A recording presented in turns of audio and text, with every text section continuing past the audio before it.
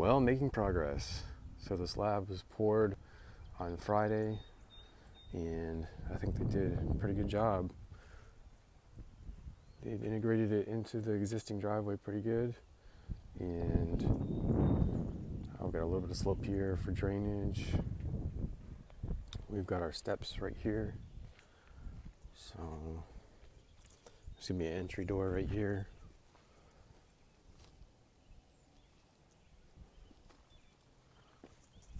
So pretty smooth.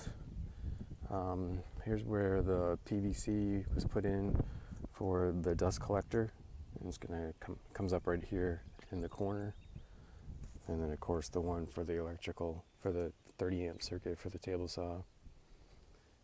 So we're getting there. Should start framing this week, maybe even tomorrow. So stay tuned. Thanks.